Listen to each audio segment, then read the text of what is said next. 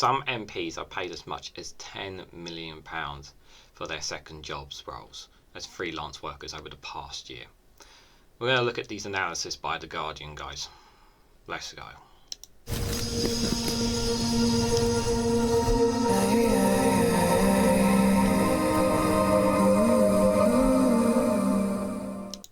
Good morning, good afternoon, good evening, guys, wherever you are in the world. This is REGANELITE here with an article from The Guardian with the headline of MPs are paid $10 million for second jobs and freelance work over the past year.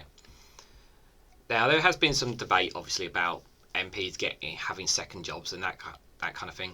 Now, one of the positive arguments is that some people who are doctors or nurses think it's a good thing, while obviously the other side of it is that people are using basically not doing their roles pretty much as a result of having these second jobs. And my personal position is that I don't think MPs should have any other jobs except as an MP, working for your constituents under any circumstances. I don't know if volunteering work would be. I don't think I would have too much problem with volunteering work, but the fact that MPs have this role, a duty that they are voted for by the public to fulfill, and they're not always doing that, and they're doing a second job as well. I just think it's wrong. I know there's an argument, obviously, because David Lammy, who's a Labour MP, he also does the LBC radio show, saying that there's nothing wrong with that. I don't think he should be paid to do that. I think it should be. Again, I just think it's wrong that he gets paid when he should be doing his role as an MP. So it's not just Conservatives. I do think Labour MPs and other MPs, there should be. I personally think there should be a ban on second jobs. But let me know what you guys think in the comments below on that one. So MPs have been paid $10 million from second jobs and freelance work over the past year, largely driven by the size of Boris Johnson's earnings, as well as former Tory ministers taking up a skew of the highly paid roles, a Guardian analysis has found. Almost 18 months after the furore around second jobs led to the promise of a crackdown, MPs' earnings from outside Parliament have continued to rise. Yeah, so remember when there was a while ago, obviously, there was the big talk about the MPs' expenses scandal, where so many MPs were kind of ripping off the taxpayers. And people wanted something done about it, and then there's a lot of rhetoric in the media. A lot of MPs were saying, "We're going to crack down on it. We're going to crack down on it." And according to the analysis here, it's rather than crack down, it's continued to rise pretty much, which is kind of like, considering the cost of living crisis, it's a bit of a spit in the face really to us. The analysis looked at all MPs who've made more than £1,000 in the past year, excluding income from competing surveys.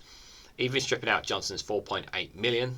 About 90 other Conservative MPs pulled in approximately $4.75 million, an increase of near to $4 million in 2021. Small number of Labour MPs, SNPs and Lib Dems also brought in outside income of just over 400,000. So there, from the contrast from the analysis there between the Conservatives and the rest of the MPs is if that doesn't smell of corruption, I don't know what else is. The government last year ditched plans to cap MPs' income for a second job just months after the issue provoked a siege scandal that plunged Johnson's government into crisis. The promise to clap down followed by Owen Paterson's lobbying scandal and a furlough over Geoffrey Cox, who's been paid nearly $6 million as a lawyer since joining Parliament, voting by proxy on days there was undertaking paid work. Yeah, obviously the MP's expenses scandal was an absolute travesty. The rise in income over the past year appears to have been partly driven by a minority of Conservative MPs taking on very high-paid work, from luxurious consultancies to well-paid media gigs for the right-wing GB News channel, as well as Rupert Murdoch's TalkTV. Yeah, a lot of Conservative MPs are appearing on TalkTV and GB News and getting paid a ton of money to basically waffle their points, basically, and when they should be fulfilling their roles as MPs or even as ministers. Some of the highest paid included the former Business Secretary Jacob Rees-Mogg, who is paid about £29,000 a month to host a programme for GB News, which makes him about $350,000 in a year. That's insane. Brandon Lewis, the former party chair and ex-cabinet minister, now has 3 business strategy jobs, including one working for a property developer, making a total of $150,000 a year. He has 3 business strategy jobs. And this is a former party chair and ex-cabinet minister. How much of a role is he doing for his constituents? while Chris Skidmore, former minister who carried out net zero review for his number 10, has 3 jobs in clean energy policy, is making about £200,000 a year. Do you really need this much money? Sajid Javid, remember him running for Prime Minister? Former Chancellor is being paid £25,000 a month or £300,000 a year as an advisor to Ceteris Partners, a Jersey-based investment firm related to global economic outlook, geopolitics and financial markets. How much of that is he actually doing, and how much of it is just rhetoric talk? How much is he contributing as an MP to his constituents? Ask yourself that. The figures compiled from the Register of MPs' Interest also highlight how some ministers have been part of a revolving door, leaving office during the Johnson era, taking on second jobs and then returning to government during Rishi Sunak's tenure. Oliver Dowden, the Deputy Prime Minister, was paid £8,000 to advise the hedge fund Caxton Associates on policies and £5,000 by an art service business in the short period he was out of office last autumn under Liz Truss. Meanwhile, Gavin Wilson, former Education Secretary, resigned from his £6,000 a year job working for the R&T Education, a firm run by a Tory donor, when he went to work for Sunak in October 2022 and then signed back again in February 2023, a few months after he was ousted from the cabinet again. Just feels like just Mickey taking to me, guys. Just feels like Mickey taking. Some MPs shed their secondary jobs shortly after Johnson said he was looking at limiting outside income in terms of hours of pay, a policy that was later dropped by the government, but a string of others have taken on new roles in the past year, such as former Home Secretary Minister Sir Mike Penning, who took a third extra job last October, being paid £5,000 a month as a non-executive of a firm called Taylor's Holding, which markets cannabidiol CBD products. Third extra job.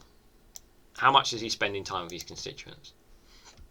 The highest earnings is always driven by former Prime Minister and senior ex-cabinet ministers making money from speeches and television appearances.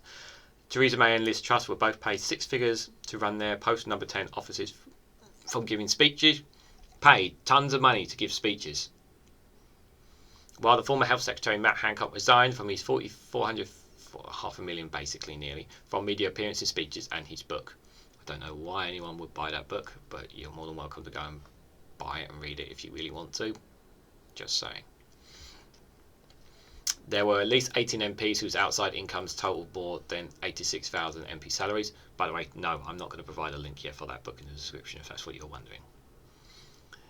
In the year to the end of July, compared with the 11 in the autumn of 2021, when Owen Paterson was found to have committed an egregious breach of lobbying rules by lobbying for 2 firms he was paid to advise. Yeah, it was just absolute laughing at us. The highest Labour earner over the last year was David Lammy. Yeah, spoke about him. The Shadow Forest Secretary who made more than £90,000 for presenting on LBC radio and giving speeches. Labour has signalled that if it wins power, it will not allow MPs to take up paid dictatorship or consultants. Those Labour MPs conducting work outside at the moment are largely making money from a freelance work, from books to professional jobs such as working shifts as a doctor. I still think all second jobs should be banned, in my opinion, so they can focus their time entirely on their constituents. Transparency campaign has called for tighter rules as more MPs will be looking to supplement their income over the next year. Many Conservatives fear losing their seats at an election with Labour favouring the polls. Yeah, Labour MPs will be clamouring for big jobs because they know that their chances of staying in their seat very, very unlikely. Jonathan Edwards, the former MI5 chief and chair of the Committee on Standards in Public Life, renewed his call last week for a new curb on MPs' outside work, suggesting to Sky News there should be an indecisive ceiling on how much they should devote to them. At the same time, Eric Pickles, the Conservative peer and chair of the Advisory Committee on Business Appointments, the COBA, has asked for new regimes to find ex-ministers who contravene lobby restrictions on outside employment to be placed in the autumn reshuffle.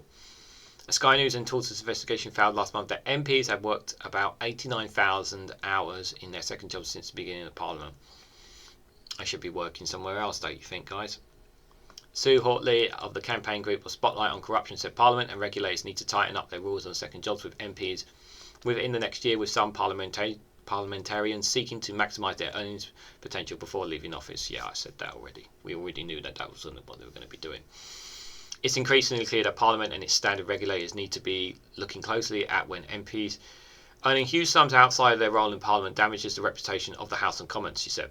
There's a real risk that MPs and ex-ministers earning such huge sums fuels cynicism about Parliament and risks further undermining faith in democracy. It is also clear, as ministers eye the possibility of being ejected at the next election, the rules at the revolving door need to toughen up urgently to prevent potential conflicts of interest. That's why the government needs to heed Lord Pickle's calls, lay out timetable for urgent implementation of these rules over the autumn. Tom Brake, director of Unlock Democracy and a former deputy leader of the House of Commons, also made the case for reform, saying it was undermining faith in the democratic system. It is. Far too many being an MP as a sideline or an afterthought for them, earning big money elsewhere or brushing up on their TV presenting skills is a priority, not fighting for constituents struggling with the cost of living crisis. Exactly. That's the main thing we're going through right now. Former MP Boris Johnson pledged to tackle MPs' second jobs as always suspect. His latest figures shows that it was entirely bogus. He said, yeah, he was never on our side with that. Richard Burnham, a Labour MP and former Shadow Justice Secretary, said the figures show why the government should adopt his bill that would ban MPs from having second jobs. While millions face the cost of living crisis, it's a disgrace that some MPs are still busy lining their own pockets through second jobs, he said. Yeah, couldn't agree more, guys. I mean, it's a bit of a joke. Again, my position, my viewpoint is that MPs should not have second jobs. I can understand the arguments for them, how they can help some people in the role for second job, but in my opinion, if you are an MP representing constituents, you should be making time as much as you possibly can for all your constituents. Obviously, like this argument that MPs don't earn enough money, I've heard MPs saying that, which is an absolute joke, given some people can't even afford to make ends meet, can't even afford to feed their own kids. I think it's quite frankly insulting, if I'm honest, when I hear that rhetoric. Didn't they get a pay rise this year as well? I'm pretty sure I heard they got a pay rise this year as well. I haven't heard anyone explicitly say when the pay rise came in that they were going to give that share of money to like a charity or something, to say, yeah, we don't need that rise, we're going to give it to charity instead. I've not heard a single MP say that as well. So there's the talk, but are they really going to crack down on it? Are Labour really going to crack down on it? Because there are some Labour MPs who are not going to be keen on this and who want to stay where they are. I only just hope this money, taxpayers' money, because we pay them to be MPs, it does crack down, and that money can be used for better use rather than them, in my opinion, taking off MPs' expenses and these second jobs that they're taking. If you want those jobs, go and do those jobs, but don't go being an MP at the same time, because you're taking time away from your constituents, which is what you should be doing, in my opinion. But what do you guys think about MPs and their second jobs? What do you make of some of these sums, guys? Let me know down in the comments below. Like, share and subscribe as always. Thank you very much for watching, and I hope to catch you all very, very soon.